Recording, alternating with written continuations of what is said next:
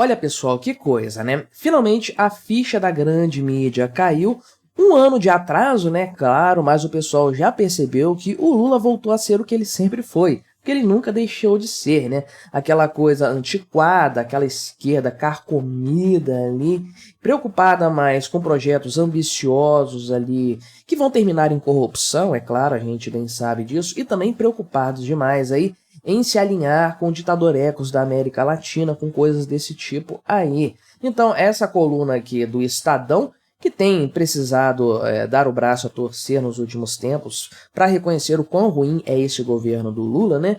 Essa coluna aqui faz questão, de fato, de mencionar os problemas aqui da usina de Abreu e Lima, né, da refinaria lá de Abreu e Lima, com todos os problemas anteriores e com essa ideia agora do Lula de voltar a botar dinheiro nisso aí, nessa que é uma usina, uma refinaria símbolo da Operação Lava Jato aí, né? Então, realmente, a coisa aqui incomoda a grande mídia, até por conta dos combustíveis fósseis, né? Porque, olha só, preocupadaço com o meio ambiente, o Lula vai reativar aqui, gastar dinheiro para ampliar uma refinaria de combustíveis fósseis, né? Mas vamos conversar então sobre esse tema, sobre esse caso aqui. O Lula falou coisas horrorosas lá quando do lançamento dessa ideia aqui, né? Vamos conversar sobre tudo isso, mas antes disso, não se esqueça, deixe o seu like e o seu comentário neste vídeo, se inscreva no meu canal se você ainda não for inscrito, considere se tornar membro patrocinador do meu trabalho, com valores a partir de R$ 1,99 por mês, você me ajuda bastante dessa forma, pode ter certeza disso, né?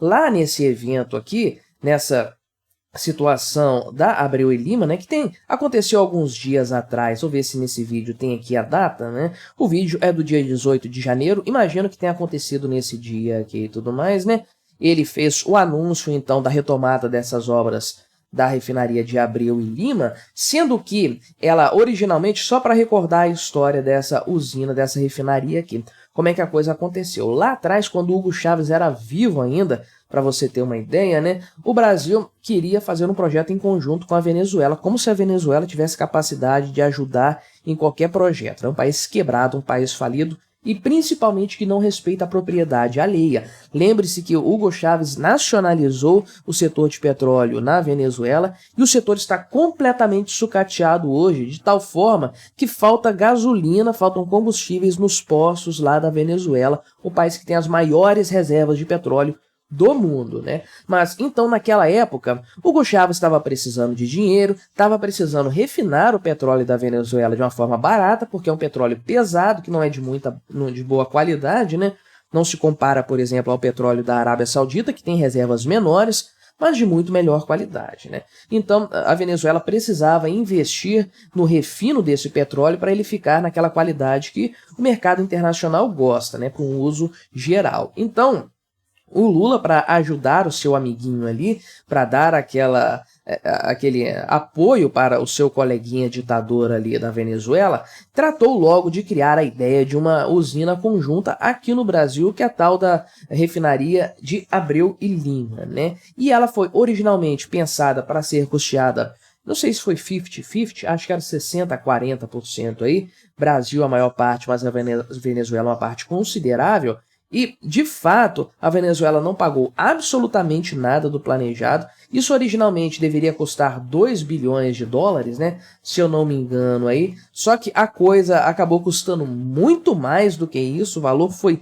substancialmente superior. O TCU apontou um faturamento de 2 bilhões de reais, ou seja, fora aquilo que foi além do previsto por mau planejamento, tem superfaturamento de 2 bilhões de reais, isso aqui é uma fortuna, meu amigo, apontado pelo TCU em 2018, então realmente uma obra escandalosa que, sob todos os aspectos, representa de uma forma inequívoca, é uma imagem mais do que clara da Operação Lava Jato, de como o Brasil se tornou uma cleptocracia na época dos governos Lula, com o dedo do Lula aí, todos os 9 dedos dele, melhor dizendo, enfiados nessa lambança aí da corrupção que foi na época, né? Então, realmente, o pessoal aqui da grande mídia já precisa lidar com isso, né? O pessoal do Metrópolis, inclusive, colocou esse vídeo, vou até passar aqui a metade dele só porque ninguém merece ficar ouvindo o Lula, né? a respeito dessa megalomania do Lula, dessa mania de perseguição e desse descolamento dele da realidade. Dá uma ouvida aqui, ó. Mas eu vou dizer uma coisa como presidente da República desse país. Tudo o que aconteceu nesse país foi uma mancomunação entre alguns juízes desse país, alguns procuradores desse país, subordinados ao Departamento de Justiça dos Estados Unidos, que queriam e nunca aceitaram o Brasil ter uma empresa como a Petrobras. Eles não queriam que a gente tivesse a Petrobras em 1953.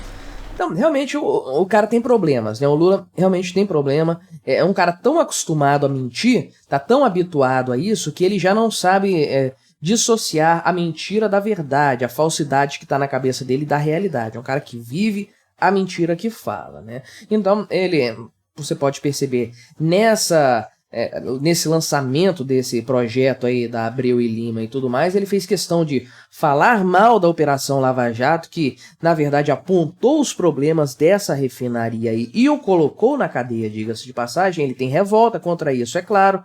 Ele tem toda aquela questão de uma vingança que ele quer fazer e tudo mais, né?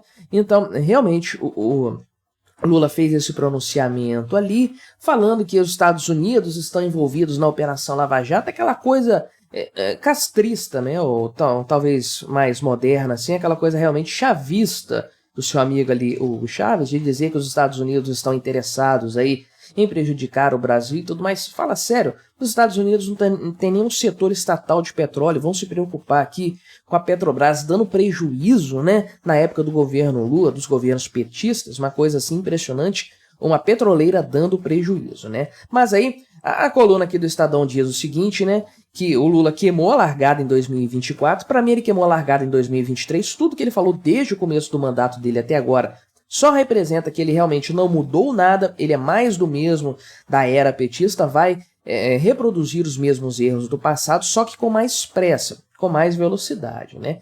E aí, essa coluna diz que a refinaria Abreu e Lima traz 2 fantasmas e uma advertência, né? O fantasma seria o seguinte aqui, né? Que é o maior escândalo de corrupção da história, ou seja, a Operação Lava Jato, as ligações perigosas de Lula e do PT no contexto externo, né?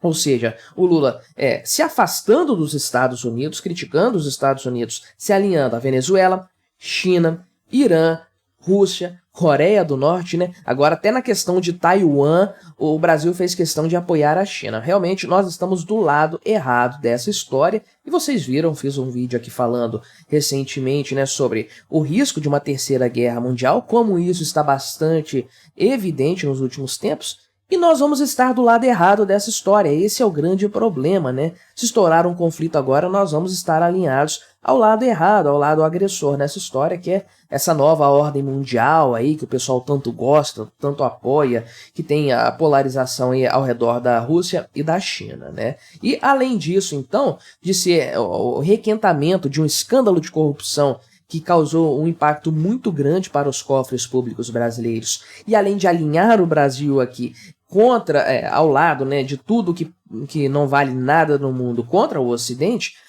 você gastar mais dinheiro com uma refinaria de petróleo também vai na contramão do discurso verde que tem poucos dias foi feito lá em Davos, não é? E o Lula vive levando a Marina Silva a tiracolo para ela ficar falando que o Brasil está reduzindo emissões de combustíveis fósseis, de gás carbônico, o desmatamento caiu. Tudo bem que as queimadas estão destruindo a Amazônia, lançando toneladas de CO2 aí na atmosfera, mas o desmatamento caiu e tudo mais. E aí o Lula vem falar que vai gastar 8 bilhões, né? 8 bilhões de reais aqui para concluir essa refinaria. Sim, concluir, né? Isso aqui é desperdício de dinheiro, conforme eles colocaram aqui, né? Porque realmente os números que eu coloquei são mais ou menos isso mesmo, né? Lá em 2005, né?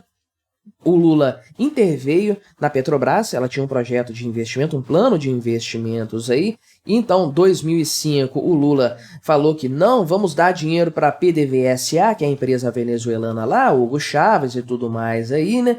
Vamos fazer, de fato, essa refinaria para ajudar os nossos companheiros ali. Uma previsão de 2,5 bilhões de dólares de investimentos, praticamente divididos entre os dois países, então era para custar aqui para o Brasil 1,5 bilhões, digamos assim, né? Custou 20 bilhões e a obra foi abandonada. Então a coisa sequer andou, uma coisa realmente impressionante. Mas agora aí, então, a Petrobras vai injetar 8 bilhões por enquanto. Sabe aquele meme do Homer Simpson falando com Bart Simpson, né? Pois é, 8 bilhões por enquanto, isso para começar. Obra do PT, você sabe como é que é, né? 8 bilhões é só para cortar a faixa de inauguração. Para dar sequência ao projeto, vai rolar muito mais dinheiro, com certeza. Isso aí, meu amigo, vai ser um prato cheio para desvio de grana e para financiamento de ditaduras no exterior, com certeza, né? Nicolás Maduro veio aqui não por outro motivo, um ditador que quer invadir o país vizinho aí, o Brasil fazendo vistas grossas em relação a isso. Hugo Chávez veio aqui ser recebido com honras militares,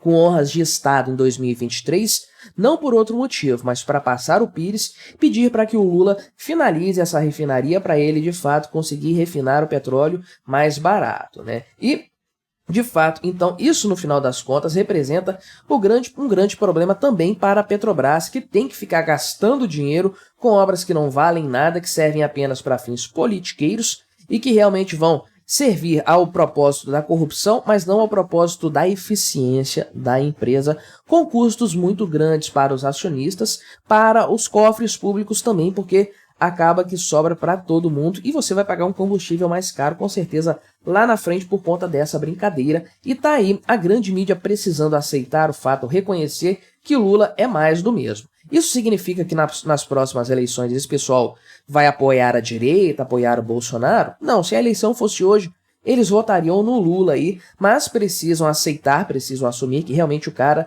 não presta, não vale nada, né? Mas o que você achou desse caso? Colabore com o nosso debate, se inscreva no meu canal se você ainda não for inscrito e até a próxima.